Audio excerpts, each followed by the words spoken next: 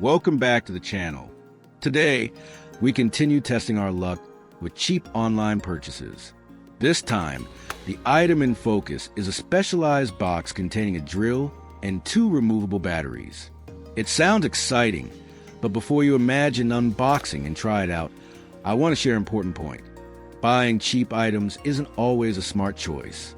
Low-cost products often come with low quality, are prone to breaking, and can even negatively affect the environment. When we throw away these items, electronic waste increases, creating a lasting impact on our planet. Moreover, the money you initially save can quickly disappear when you have to replace or repair faulty products. So, before deciding to buy a cheap item, think carefully. Is it really worth the money? And could you find a higher quality option at a reasonable price? After a thorough inspection, the result is that we found one battery still works, while the other does not. This clearly demonstrates that chasing cheap prices doesn't always bring benefits.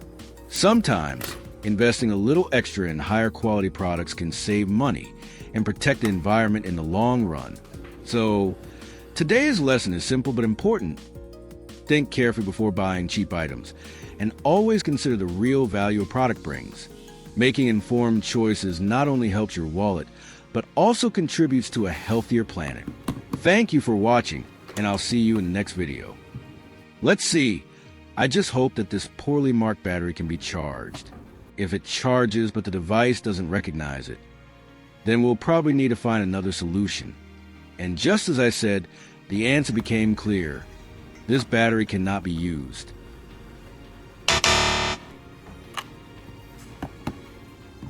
As for the normally marked battery, it charges and is recognized properly, working just as expected.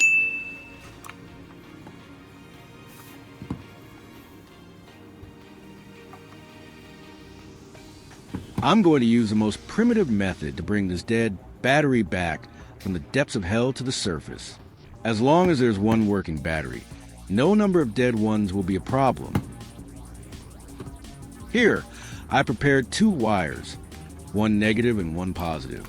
All 4 ends of these wires are attached to 4 alligator clips, combined with 4 metal washers, serving as intermediaries for connections. The principle is simple.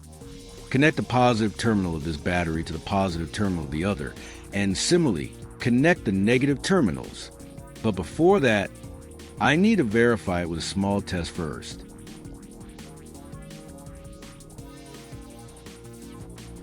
Look at this. The bulb isn't lighting up at all. And from that we can confidently say that there's absolutely no deception in this video.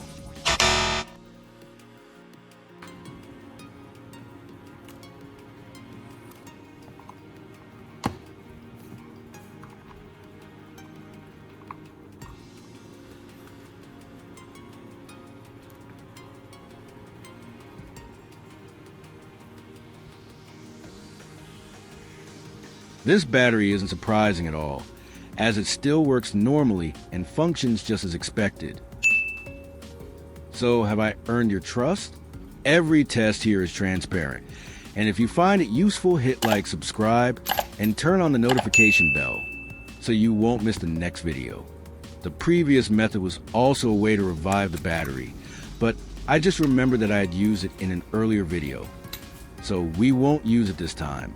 Instead, we'll try a different approach, using 2 small drill bits. If you've forgotten the old video, or if you're new here, let me explain. The issue often arises when a battery has been left uncharged for a long time.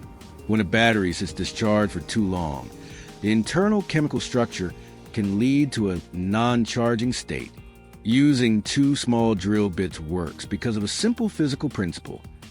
Gently and evenly connecting the battery terminals helps break the internal bonds that have locked due to long-term discharge, allowing a small current to flow and wake up the battery.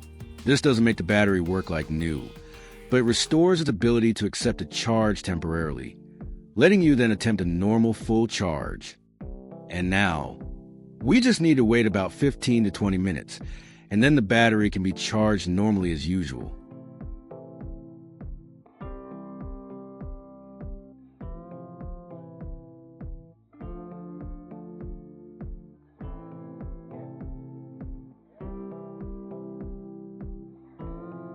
I know it's hard to earn your trust, so we'll test it with a small experiment to see if electricity is actually flowing through the drill bits.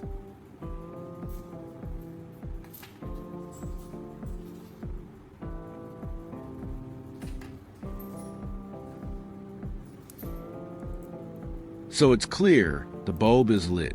This really makes it worth trying, doesn't it?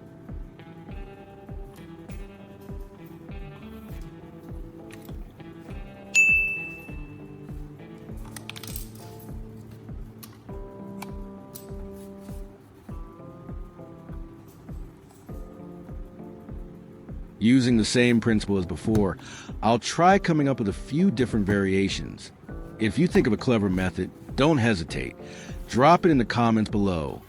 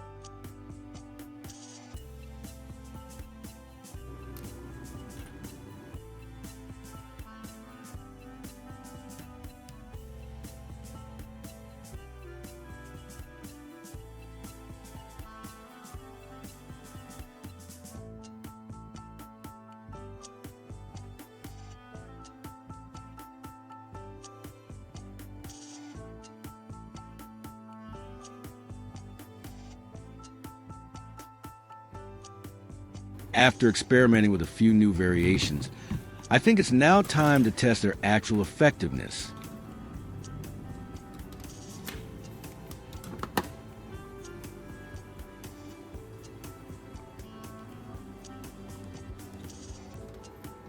So we've succeeded.